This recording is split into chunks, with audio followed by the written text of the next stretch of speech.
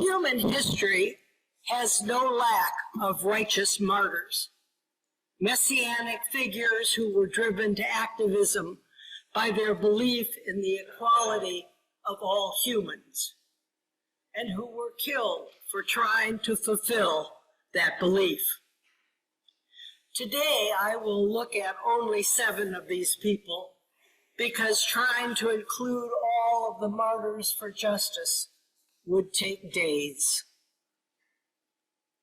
Jesus believed that the poor and the elderly should be taken care of, that women had worth, that all people had value and should be treated justly. People flocked to hear his message of love and equality, a message that those in power found threatening. Eventually, the Roman rulers who were then occupying Israel got concerned enough to have Jesus executed. His followers were forced underground and were persecuted for many years. Unfortunately, by the time Christianity was finally adopted by the rulers of the empires, the Christian message had largely changed to one that was not about the power of love for one another, but simply to one of power. 1,832 years later, in 1865, Abraham Lincoln was assassinated by a staunch segregationist, John Wilkes Booth, who was unable to accept the idea that the former enslaved people who had been freed by Lincoln during the war were his equals. Booth was hardly alone in this belief, and with Lincoln out of the way, the segregationists gave birth to the Ku Klux Klan, Jim Crow, and acts of legislation designed to keep blacks in their place, acts which continue to this day. I have often thought how different this country might be if Lincoln, with his vision of equality, had lived and supervised Reconstruction.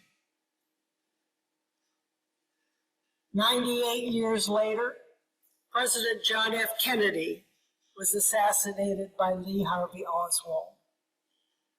The fact that Kennedy was such a popular president, both here and abroad, is probably why he was ordered to be killed. He would have been willing and able to get civil rights laws passed. Most of us didn't realize that what he was doing for justice behind the scenes, but we do now. After his death, Congress met and passed the Civil Rights Bill of 1964. President Lyndon Johnson is given credit for this bill, but a friend of mine, who also happened to be my congressman, assured me emphatically that they had passed it for JFK.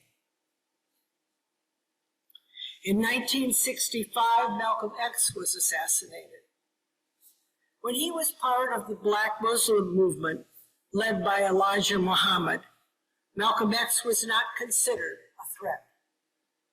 But then he took a life-changing trip to Mecca and found that Muslims came in all of the shades of the people in the world.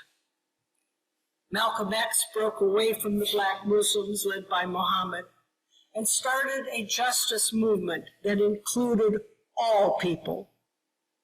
His popularity grew, bringing all people together as his message of love and justice spread.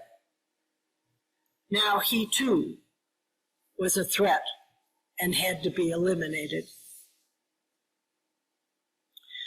Martin Luther King, whose weekend we are celebrating, was next. By 1965, he had a huge following. He was getting laws and segregationist behaviors changed. At first, it was just about racism in the South, but then he moved his movement north. Further, he said that the war in Vietnam was unjust. He was bringing whites and blacks together, claiming that we shall overcome. He became another threat that had to be eliminated. 2 months later, Robert Kennedy was assassinated while running for President of the United States. Bobby was continuing and expanding his brother's journey toward justice. His connections to the poor, to the disadvantaged, to people of all colors ran deep. And he was wildly popular for showing his love and understanding of everyone. He became another threat that had to be eliminated. The next year, 1969, there was a whole movement that was targeted, and 2 of its leaders were killed, Fred Hampton and Mark Clark. Fred Hampton was a leader and an organizer at a very young age. When he was 10, he organized a free breakfast program for the children of his neighborhood, cooking the food himself. This was the genesis for the free breakfast program, later copied and sponsored by the Black Panthers. The year he was killed, Hampton founded the Rainbow Coalition, an anti-racist, anti-classist alliance for social change. He declared that fascism was our greatest threat.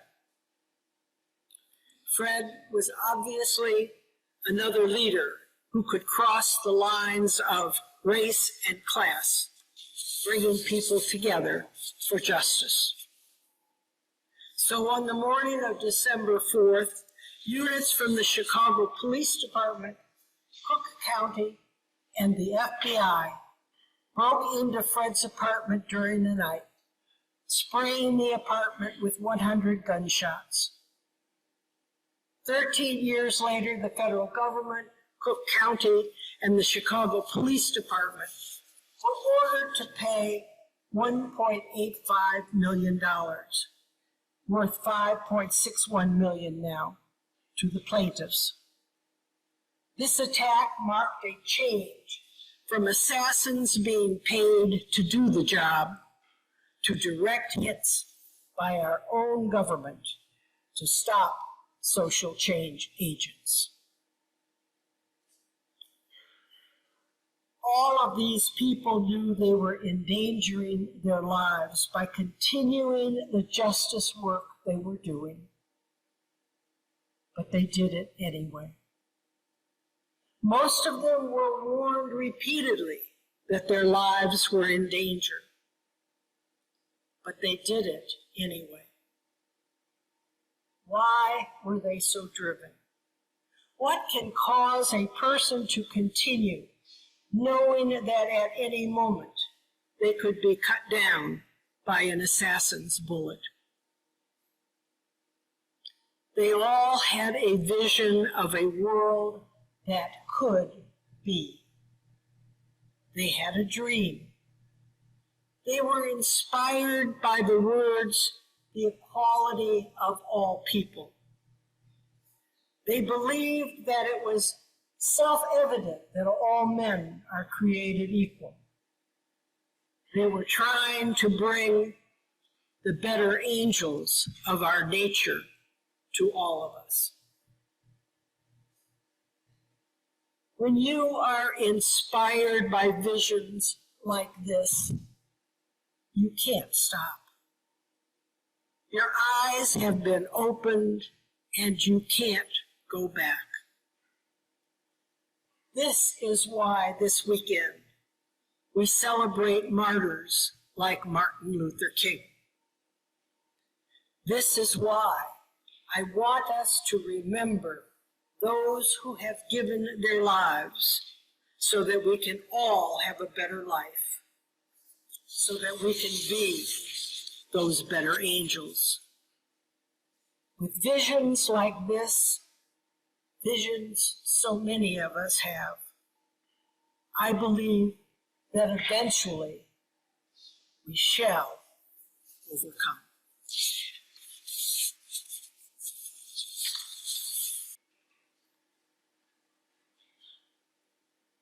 In the struggles we choose for ourselves, in the ways we move forward in our lives and bring the world forward with us, it is right to remember the names of those who gave us strength in this choice of living. It is right to name the power of hard lives well lived. We share a history with those lives. We belong to the same motion. They, too, were strengthened by what had gone before. They, too, were drawn on by the vision of what might become. Those who lived before us, who struggled for justice and suffered injustice before us, have not melted into the dust and have not disappeared. They are with us still. The lives they lived hold us steady. Their words remind us and call us back to ourselves. Their courage and love evoke our own. We, the living, carry them with us. We are their voices, their hands, and their hearts. We take them with us and with them choose the deeper path of living. May we remember them always. Amen.